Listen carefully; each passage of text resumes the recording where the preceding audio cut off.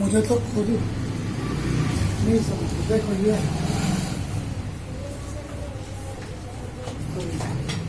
अभी कह रहा है, मैंने आपको 3 चीज बताई थी। पहली बताई थी है और है।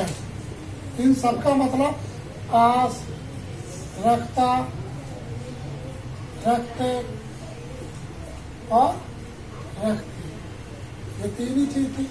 अब ये था थी थे के लिए आता है। ये दोनों है, हूँ और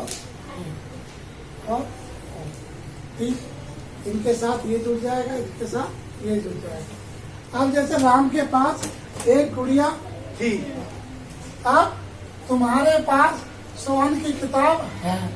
अब मैं इसे क्या कर दूं? है। उसकी आंखें नीली थी। उस लड़के के पास 4 बैग। अब एक हम ये करेंगे, ये करेंगे, ये करेंगे। यहाँ जाओ। अनिल के पास 4 सेमियाने नहीं। सेमियाने का मतलब होता है क्या कहते हैं, टेंट। टेंट होता है, उसे हिंदी में सेमियाने कहते हैं। क्या उनके पास 2 चाबियां हैं?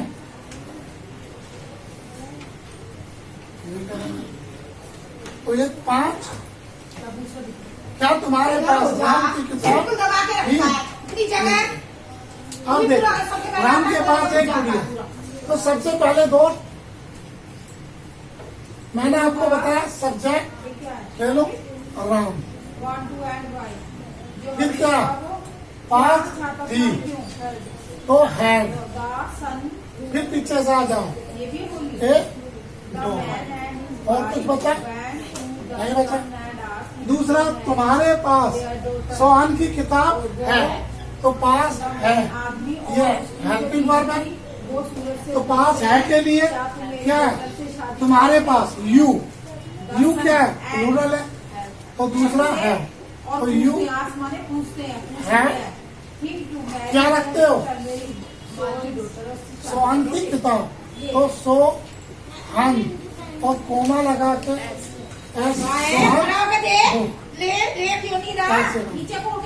तीसरा, उसकी आंखें नीली थी। मैडम मैडम रिकॉर्डिंग चल रही है। ढंग से सही करियो। मैडम रिकॉर्डिंग चल रही है। तो उसकी आंखें नीली थी। तो सी हैड ब्लू आईज। इसका बनाने का रूल मैंने आपको बताया था। सब्जेक्ट, फिर हेल्पिंग वर्ब, फिर ऑब्जेक्ट, क्योंकि इसमें वर्ब नहीं होती। इधर क्लियर कर सकते हो आप। अनिल के पास 4 सेमियाने नहीं थे, ये ले लो। क्या उनके पास 2 चाबियां हैं? तो 8 शुरू में आ गया। क्या आ गया शुरू में? क्या आ गया? क्या? तो पास है के लिए है जाए, तो सबसे पहले क्या जाएंगे? कि हेल्पिंग वर्ब आ गया। तो क्या आएगा? किसका क्या? उनके पास। तो दे के लिए क्या होता है? तो है दे 2 keys। 5 है। क्या तुम्हारे पास राम की किताब पहले की तरह वही अब है? अगर हैड है तो हैड आ जाएगा। अगर है तो है आएगा। हाथी है तो है आएगा। फिर क्या था? राम। अच्छा, तुम्हारे पास तो है यू, राम्स और क्वेश्चन। इधर चलिए, वैसा सब कुछ भी करो सेम है। मैंने आप लोगों को आप देखो ये सारी वर्ड्स हैं, ये सब मैंने आपको वीडियो में डाली हुई है।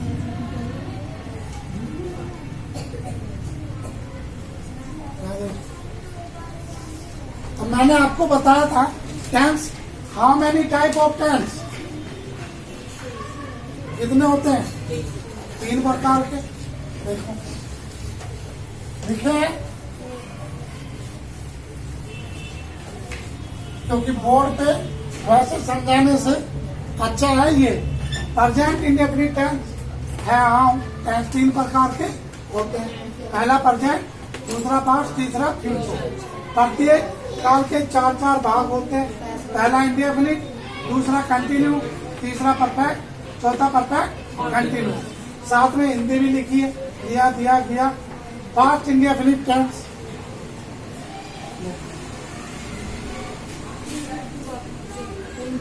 अभी देखो यही चीजें मैंने आपको लिखवाई, बोर्ड पे समझा। अब यहाँ पे प्रेजेंट इंडेफिनिट टेंस याद कीजिए दोबारा।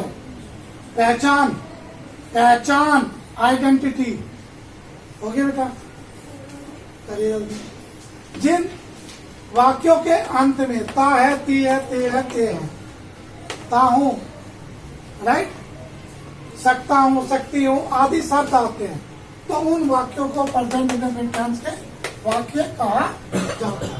जैसे मैं पढ़ता हूं, राम खाना खाता है, यही तो प्रेजेंट इंडेफिनिट टेंस में बनने वाले वाक्य भी 4 प्रकार के होते हैं।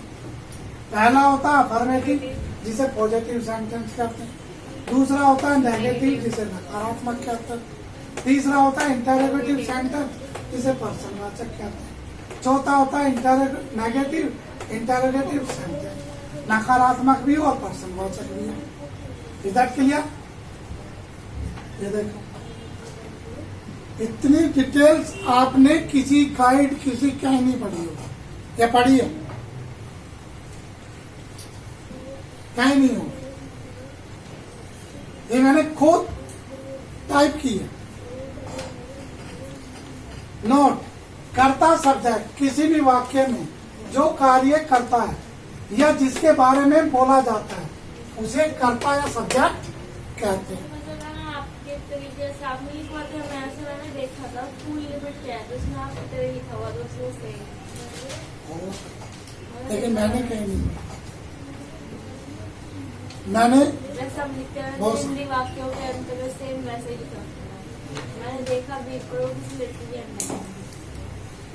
हो सकता है मेरा ही कोई स्टूडेंट, राइट। ये पहले प्रिंटेड थी, अब नहीं। सब्जेक्ट कहते हैं, जैसे मैं पढ़ता हूँ तो क्या हो गया, आई रीड। अभी ये सिर्फ कॉमन, इसे बनाने के नियम भी डिटेल जाएंगे। राम खाना खाता है, राम ईट्स, यहाँ पर एस हो रहा है, ईट्स।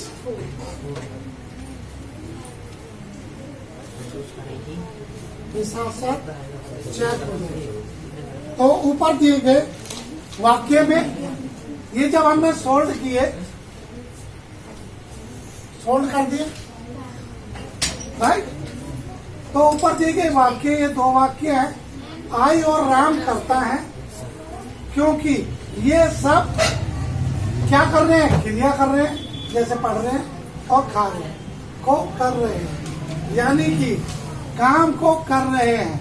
जो काम किया जाता है उसे क्रिया यानी कि वर्ब कहा जाता है, जैसे रीड और ईट।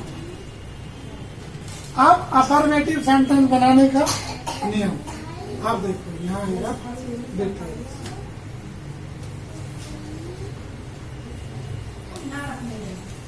सबसे पहले क्या लेते हैं, सब्जेक्ट, फिर वर्ब की फर्स्ट फॉर्म, फिर एस या यस, फिर ऑब्जेक्ट। सारे सेंटेंस बनाने का सेम नियम है। मैंने आप लोगों को बहुत सिंपल तरीके से किया, लेकिन आप लोग नहीं पढ़ते। इसका लॉस आपका है, मेरा नहीं। दूसरा, इन वाक्यों को बनाते समय पहले सब्जेक्ट, फिर वर्ब, फर्स्ट फॉर्म, फिर क्रिया में सिंगुलर सब्जेक्ट के अनुसार SEIS, फिर ऑब्जेक्ट को लिखा जाता है। यही वाली बात मैंने यहाँ लैंग्वेज में लिखी। उसके बाद Ram goes to school daily. Ram subject, goes verb की first form plus with ES है, टू स्कूल डेली ऑब्जेक्ट। यदि subject singular he, she, it, Ram हो तो वर्ब में SEIS जोड़ा जाता है। जब सब्जेक्ट प्लूरल हो, ये वाले हो, तो SEIS नहीं जोड़ा जाता। पहली कंडीशन। दूसरी, जब वाक्य में सकता या शक्ति इत्यादि होते हैं तो कैन का प्रयोग किया जाता है। अगर सब्जेक्ट ही, सी, आप लोग भी सुन सकते हैं, ही, सी, इट या किसी का नाम हो और वर्ब की फर्स्ट फॉर्म के साथ ES तभी आएगा जब वर्ब के अंत में O, SS, CH, ये Y या X अल्फाबेट आते हो तथा अन्य शब्द आने पर इसका प्रयोग करते हैं। जैसे राम प्रतिदिन विद्यालय जाता है तो Ram goes to school daily. अब O आ गया तो ES लगा। यहाँ पर वर्ब गो है, क्या है ये रहा। यहाँ पर वर्ब गो है के अंत में O आ रहा है, इसलिए गो के अंत में ES लगा, गोज हो गया। अगर वर्ब के अंत में Y आता है तो उससे पहले ये वोवल्स आते हैं तो S का प्रयोग होगा। अन्य कोई भी शब्द आएगा तो I लगाएंगे, फिर ES। जैसे क्राई, Y से पहले कॉन्सोनेंट तो क्राइस्ट, से आया तो सेज। समझ में? इन वाक्यों में आज के लिए टुडे लिखते हैं। सामान्य जनक व्यक्तियों को सिंगुलर सब्जेक्ट ही माना जाता है। सामान्य जनक का मतलब कैसे? सामान्य जनक का मतलब जैसे पुलिस, एक आदमी हो तब भी पुलिस कहते हो, बहुत सारे पुलिस वाले हो तो घोड़े कहते हैं पुलिस, राइट? नहीं ना, पुलिस ही कहते हैं। तो ये सार्वजनिक है। हाँ, डॉक्टर को डॉक्टर्स नहीं कहते, डॉक्टर ही कहते हैं। टीचर्स अलग अलग होते हैं क्योंकि एक पढ़ाने का टीचर है, एक क्या है, एक सिखा रहा होता है, कोई टेलर है वो भी एक टीचर है, एक ब्यूटिशियन है वो भी एक टीचर है, राइट? एक इंजीनियरिंग पढ़ा रहा वो भी एक टीचर है। मैं सब्जेक्ट पढ़ा रहा हूँ, ट्यूटर हूँ, टीचर नहीं हूँ, ट्यूटर हूँ, लेकिन फिर भी एक टीचर है। विद्यार्थी के लिए तो इस तरीके से इसके साथ टीचर। अब हाउस वाइफ्स नहीं होती, हाउस वाइफ्स होती, राइट? अब इसमें भी बहुत सारी होती हैं, कुछ एक्टिव होती हैं, कुछ लेजी होती हैं, कुछ काम करती है, कुछ नौकरानियों से कराती है घर में रह के भी, तो इसलिए इन्हें वाइफ डिफरेंट तरह की पत्नी है। वैसा नर्स, नर्सेस नहीं कहती, नर्स होती है। लुहार तो ब्लैक स्मिथ लुहारो नहीं कहते, लुहारी कहते, चाहे बहुत सारे हो चाहे एक। वैसा ये इस तरीके से आपको पढ़ जाए। अब देखो नेगेटिव, ये इसकी प्रैक्टिस है बहुत सारी। ये जब नेगेटिव आएगा देखिए, नेगेटिव सेंटेंस बनाने का नियम क्या बना, डू या डज नॉट वर्ब की प्लस ऑब्जेक्ट। डज का प्रयोग सिंगुलर के साथ और डू का प्लूरल के साथ। नेगेटिव क्रिया में फॉर्म आती है और एस का प्रयोग नहीं जोड़ा। क्यों? क्योंकि डू या डज में इधर क्लियर कोई शख्स कर सकते हो, जैसे आई के साथ डू, दोनों दोनों, फिर हमने एक एक सब्जेक्ट को क्लियर करना। जैसे परविंदर अपने गांव नहीं जाता, तो सबसे पहले परविंदर क्या करता है? नहीं ताती थे दूर फिर उसके बाद उल्टा गो, फिर नोट, फिर गांव, फिर अपने। ये गांव अपने एक साल, तो ये आ गया परविंदर, ये मैं आ गया, नहीं हो तारीख, फिर जाना, ये आ गया, ये और चल। अब ये टू लगाओ या मत लगाओ, नहीं लगाओगे तब भी रहेंगे, क्योंकि यहाँ पर परविंदर अपने गांव को, नहीं सर ऐसा नहीं। ये को होता है तब टू जरूरी है। अगर को नहीं है तो टू लगाओ। वैसा इस तरीके से ये बहुत सारे हैं। माई फादर, मेरे पिता, कभी नहीं, अब कभी नेवर, तो ये कभी नहीं के लिए नेवर का यूज किया जाता है। ठीक है, अब पीते ड्रिंक्स, क्योंकि इसमें डू राजनी आए तो इसमें ऐसे लगे, ऐसा इस तरीके से। और इंटरोगेटिव में देखो, इंटरोगेटिव बनाने के लिए ये याद होने चाहिए आपको। इंटरोगेटिव सेंटेंस बनाने का नियम, सबसे पहले डू या डज, राइट। उसके बाद कहाँ, कैसे, आदि, ये कब, अब इसके बाद ये लिखा जब कहाँ कोई कैसा तो WH आ जाता है, क्योंकि ये कब है, जब इंटरोगेटिव सेंटेंस। अगर डू डब्ल्यू है तो इससे पहले लग जाता है, डबल इसे डबल इंटरोगेटिव लिखा है इस तरीके से। ठीक है, वैसा राइट। आपके ऊपर वीडियो चल रही है, उसको बंद करें।